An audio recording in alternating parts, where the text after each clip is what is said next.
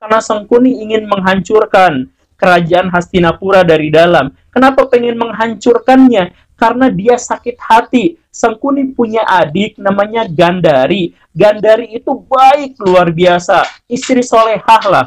Sampai dia ikut menutup matanya untuk menunjukkan empati kepada suaminya yang buta selamanya. Begitu kan, itu solehahnya luar biasa. Tapi dalam kondisi seperti itu dia disakiti terus-terusan, khususnya di awal-awal pernikahan mereka. Sebagai kakak, Sangkuni itu pasti sakit hati luar biasa lihat pengorbanan yang sedemikian besar dari adiknya itu tidak dihargai.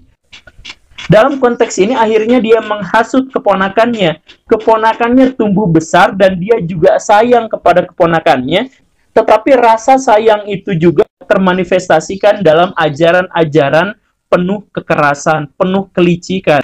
Kalau sudah seperti ini, siapakah yang harus disalahkan? Sangkuni. Sangkuni kan begitu latar belakangnya. Destarata kan begitu latar belakangnya. Jadi ketika kita melihat ada orang baik dan orang jahat, misalkan ada orang jahat begal, jahat banget, kan kita langsung aja memvonis bahwa dia jahat, tapi kita tidak tahu latar belakangnya seperti apa. Kemarin ada kasus anak 14 tahun yang membunuh balita, ditenggelamkan sampai mati. Kan kita akan memvonis bahwa anak 14 tahun itu benar-benar psikopat gitu. Tetapi kita tidak tahu latar belakangnya. Ternyata latar belakangnya dia adalah orang yang mendapat pelecehan seksual terus-terusan dari orang-orang terdekatnya, dari orang-orang yang paling dia cintai. Dia takut hamil, dia takut apa, tapi dia tidak mau bicara kepada orang lain. Rasa sakit itu akhirnya mewujud kepada pembunuhan terhadap orang lain. Nah, walaupun pembunuhannya adalah jahat, tapi setidaknya ketika kita melihat latar belakang dari kejadian itu, kita menjadi lebih bijaksana tentang memaknai kebenaran, memaknai kebaikan, memaknai kebajikan.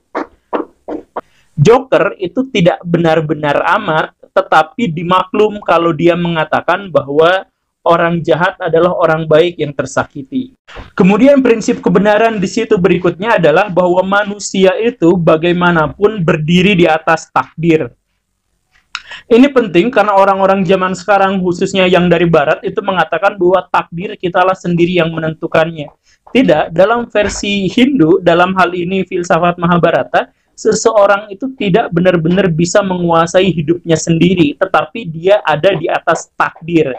Dia hanya bisa bereaksi atas takdir untuk bisa menentukan benar dan salahnya jalan hidupnya. Misalkan begini Baraya, karena itu adalah seorang yang baik, tetapi dia tidak bisa memutuskan dari rahim mana dia dilahirkan dan bagaimana perlakuan ibunya. Ibunya, Kunti, karena menganggap bahwa karena itu dilahirkan sebagai sebuah skandal, maka dibuang, dihanyutkan ke sungai. Apakah karena bisa memutuskan takdirnya sendiri dalam hal itu?